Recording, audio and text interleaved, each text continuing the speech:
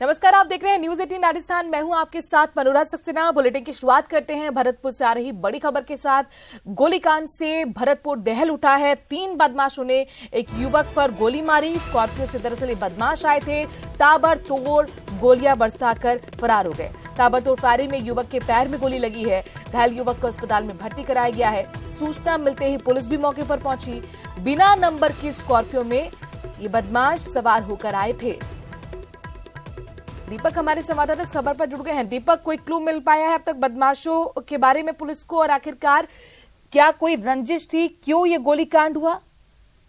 देखिए, इस पूरे मामले में पुरानी रंजिश बताई जा रही है और काली स्कॉर्पियो में सवार होकर के बदमाश आए थे, जिन्होंने जो सड़क किनारे युवक खड़ा था, लाला अना नाम का युवक था, उस पर अंधाधुंध जो गोलियां हैं वो बरसाई। उसके पैरों में गोली लगी है, जिसे गंभीर हालात में आरबीएम अस्पताल में भर्ती कराया है। सूचना मिलते ही पुलिस के अधिकारी भी मौके पर पहुंचे, लेकिन कहीं ना कहीं इस गोलीकांड से पूरा भरतपुर जो है वो दहल उठा है और सभी लोग जो है वो अब पूरी तरह से खौफ में है। यानी कि बदमाशों का आतंक इतना है कि वो काली स्कॉर्पियो में सवार होकर के आए। बिना नंबर की ये स्कॉर्पियो थी, जो ये अटलबंद थाना इलाका है, वहां पर मोहन पब्लिक स्कूल के पास में उन्होंने अंधाधुंध गोलियां बरसाई और उसके बाद आराम से फरार हो गए। घटना की सूचना अटलबंद थाना पुलिस को मिली, कंट्रोल रूम को मिली, तो उसके बाद में जो पुलिस है वो मौके पर पहुंची और अब पूरे मामले की जो जांच है वो की जा रही है। लेकिन बदमाश जो है वो उनका अभी तक कोई सुराग नहीं लगा है और जानकारी के अनुसार बताया जा रहा है कि कोई पुरानी रंजिश बताई जा रही थी, जिसके चलते ये पूरा जो घटनाक्रम है वो देखने को मिला। लेकिन पुलिस अब इस पूरे मामले में हर एंगल से जांच कर रही है। बदमाशों को ढूंढने का जो प्रयास है वो किया जा रहा है और जो घायल युवक है उसका आरबीएम अस्पताल में इलाज जारी है।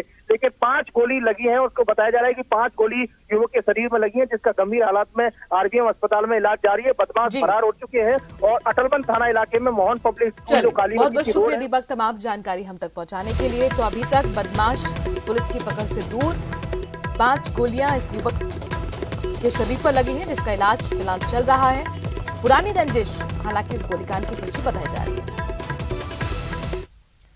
जालौर से बड़ी खबर है। कांग्रेस नेता ओम सिंह राठौर पर जमीन कब्जे के आरोप लगे हैं। किसान ने आपको बता दें कि ओम सिंह राठौर पर गुंडागर्दी के आरोप भी लगाए।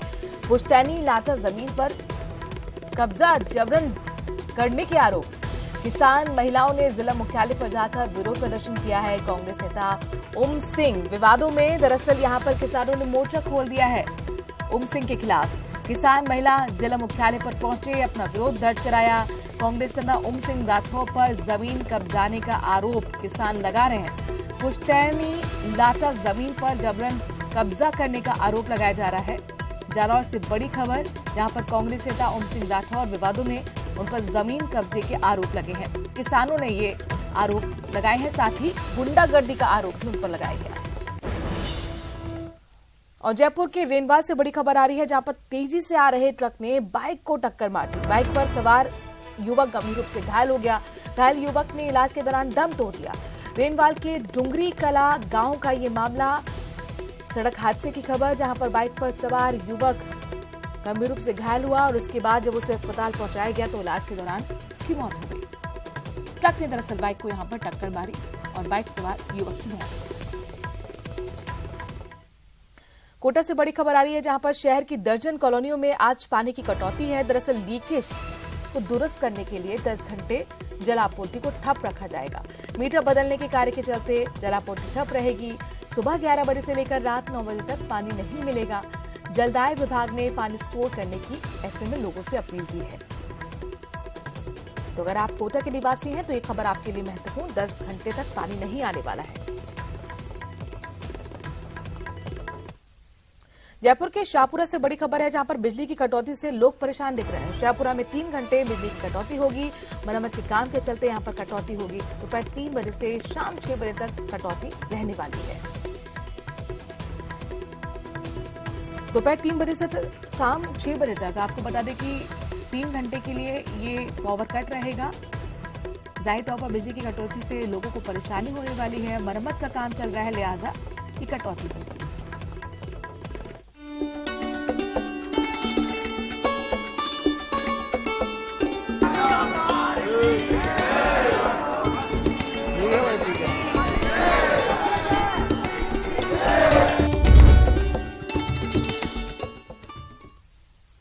और और अब बात सीकर की, जहां खाटू श्याम जी में बाबा श्याम का वार्षिक लक्खी मेले का आज दूसरा दिन है। 4 मार्च तक चलने वाले मेले में इस बार कई बड़े बदलाव किए गए हैं। खाटू श्याम जी आने, यहां गाड़ी पार्क करने और वापस आने के लिए व्यवस्थाओं में कई बड़े बदलाव हुए हैं। ये बदलाव आपको हम टीवी स्क्रीन पर दिखा रहे हैं। दर्शन का जो समय 5 सेकंड का मिलता था, उसे बढ़ाकर 15 सेकंड कर दिया गया है। जो लाइन आपको क्रॉस होके जाना पड़ता था, वो लाइनों की संख्या भी बढ़ा दी गई है, ताकि आपको वक्त वहां पर दर्शन के लिए ज्यादा मिल सके और व्यवस्थाएं जो हैं वो चरमराए नहीं। इसके साथ साथ सुरक्षा व्यवस्था भी चाक चौबंद की गई है। मंदिर तक पहुंचने के लिए रास्ते में थोड़ा बदलाव तक किया गया है। तो जो बदलाव किए गए हैं उनके बारे में यही जानकारी है कि ताकि जो व्यवस्था है वो सुचारू रूप से चल सके, लिहाजा ये बड़े बदलाव। श्याम जी आने वाले श्रद्धालुओं के लिए इस बार ट्रैफिक और पार्किंग व्यवस्था में भी कई बदलाव किए गए हैं। जितनी भी गाड़ियां खाटू श्याम जी में आएंगी वो मंडा से होते हुए खाटू श्याम जी पहुंचेंगी और हनुमानपुरा तिराहे से उनको डाइवर्ट कर दिया जाएगा और उसके बाद यहां से इस रूट से होते हुए और पार्किंग की तरफ जो है वो गाड़ियां प्रवेश करेंगी और पार्किंग जो अलग से जो प्रशासन ने जो पार्किंग बनाई है उसमें ही सभी गाड़ियों को प्रवेश दिया जाएगा और वहां से सीधे शाहपुरा तिराहे की तरफ जो एक नया रोड बना करके इस बार गाड़ियों को निकाला जाएगा, जिससे कि खाटू में जो लगने वाला जाम है उससे निजात मिल सके। और दूसरी तरफ क्या कुछ पूरी व्यवस्था इस पार्किंग को लेकर के और ट्रैफिक को लेकर के की गई, इसको लेकर के ट्रैफिक इंस्पेक्टर हमारे साथ हैं, इनसे बात करें। सर, इस बार कई बदलाव किए गए हैं, क्या कितने जो नई व्यवस्था है जिससे कि एक बार सब लोगों को ये पता लग जाए कि ये व्यवस्था है प्रशासन की? इस बार जो व्यवस्था की गई है, पहली व्यवस्था ये थी कि मंडा से सभी यात्री आते थे, वो हनुमानपुरा तिराया, हनुमानपुरा गांव होते हुए पार्किंग जाते थे और फिर पार्किंग से खाटू कस्बे से निकलते हुए सांवलपुरा गांव होते हुए पलसाना हाईवे पर निकलते थे। इस बार जो नई व्यवस्था ये की कि पार्किंग से चौमू पूर्वतान बाईपास शाहपुरा होते हुए सीधा हाईवे पर निकलेंगे। इससे सभी यात्रियों को अनावश्यक रूप से तकरीबन 25 से 30 किलोमीटर तक का चक्कर नहीं काटना पड़ेगा। पार्किंग में नगर पालिका प्रशासन द्वारा 52 बीघा पक्की में 11 यार्ड बनाकर पार्किंग की व्यवस्था की गई है, जिसके अंदर तकरीबन 150 के लगभग प्राइवेट सिक्योरिटी गार्ड हैं और लगभग इतने ही पुलिस कर्मियों को तैनात किया गया है। कितनी गाड़ियां खड़ी हो सकती हैं एक साथ? पार्किंग के अंदर लगभग एक साथ 10 से 12 हजार तक गाड़ियां खड़ी हो सकती हैं। और ये जो नया रूट निकाला है, ये फिर ये इधर ही रिंग्स की तरफ नहीं आएंगी, नहीं गाड़ियां खाटू की तरफ उधर से निकल जाएंगी वापस?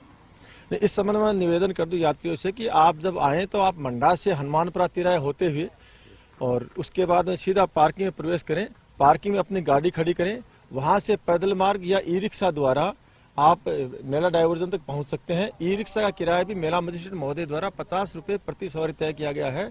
उससे अधिक किराया किसी ई रिक्शा वाले को नहीं देना है। अगर कोई ई रिक्शा वाला 150 कुल 50 रुपए से अधिक किराया मांगता है तो आप पास में खड़े पुलिसकर्मी या अन्य किसी प्रशासनिक अधिकारी से उसकी शिकायत करें। 50 रुपए किराया फिक्स किया गया है। कहाँ तक जा सकेगा ई रिक्शा वाला?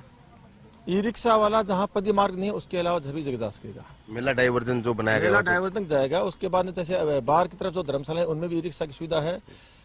रिंगस रोड से जो मेला डायवर्जन है उसके बाद रोड बस स्टैंड है, आलोदा तिराहा है, जो रिंगस रोड सीधी पलसाना निकलती है उसके जो दक्षिण दिशा में है, जहाँ अंदर मंदिर के आसपास के एरिया, वहाँ ई रिक्शा का प्रवेश वर्जित है। ये जो रिंगस वाला रोड है ये सिर्फ पैदल यात्रियों, ये सिर्फ पैदल यात्रियों के लिए ही रहेगा। इस रोड पर ई रिक्शा की अनुमति होगी पार्किंग से लेकर मेला डायवर्जन जाने तक की, और पदयात्रियों के लिए ये रोड रिजर्व रहेगा। जो लोग कुछ चलने में असमर्थ होते हैं या मान लो कुछ किसी कम चल सकते हैं, वो ई रिक्शा से डायवर्जन तक गए, उसके बाद उन्होंने दर्शन कर लिए, दर्शन करने के बाद जो वापस निकलते इस साइड में भी है कोई व्यवस्था ई रिक्शा वगैरह की उनके लिए? नहीं, बिल्कुल। वो जब बाहर निकलेंगे तो उनको ई रिक्शा की व्यवस्था आलोदा तिराहे पे, मंडा चौराहे पे ई रिक्शा की सुविधा उनको उपलब्ध मिलेगी। भवानी सिंह के साथ संदीप हुड्डा, न्यूज़ 18 सीकर।